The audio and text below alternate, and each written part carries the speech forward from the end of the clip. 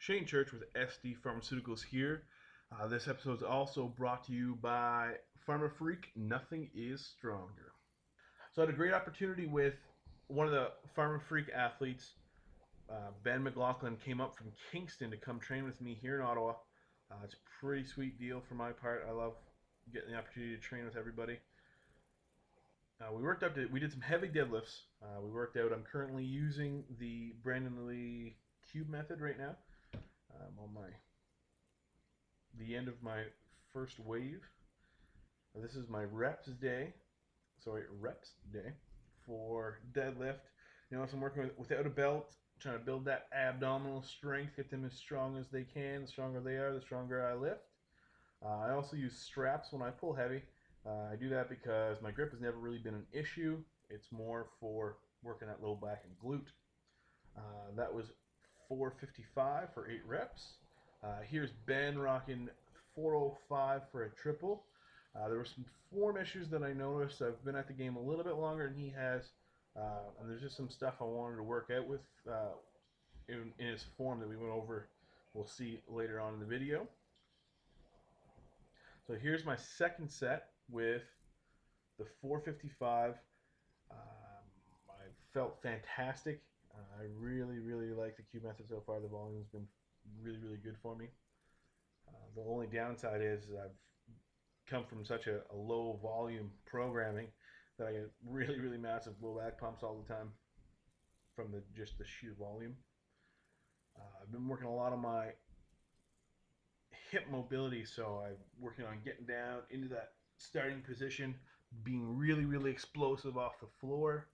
I hovered that one. I kind of shanked that one rep, but everything else felt nice and good and tight. Bar riding right up my legs. You can see that they're red the whole way from just dragging it up and down each rep.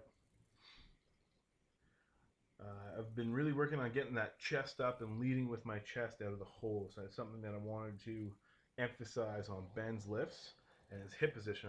If you notice in the last one, he's really high hips, so he pretty much pulls a stiff leg deadlift. This is him with 405. Again, he struggled a little bit on this set. We're going to see what happened.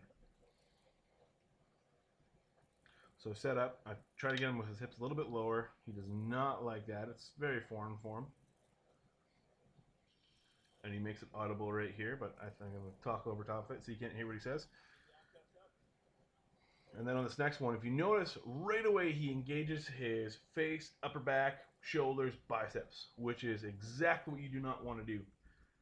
So he tried it again, and yeah, he's trying to pull it off the floor with his arms. And when you do that, it usually stays on the floor, which it did in that case.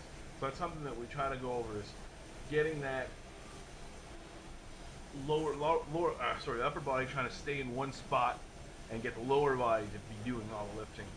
So the next exercise we went to is a deficit pull. We used two 2-inch mats, so I'll make it a 4-inch deficit. I'm using 365 here. I was going for 10 reps, but my nerdy glasses, I was kind of sweating and walking all over the place, and they started to fall off my face. So I stopped at 8 because, well, I don't want to buy a new pair of glasses. They're cheap. One thing I need to work on personally after watching this is my head position is kind of all over the place. I don't really have really good focal point. I'm kind of letting my head dance all over the place, which is funny because, as you notice coming up on this next video, this is Ben with 315 on the same deficit, the same 4-inch deficit. It's something I really noticed on his lifting, excuse me, is the head strain and the neck strain. Something with anybody that I train with, is I really stress a neutral cervical spine or neutral head position.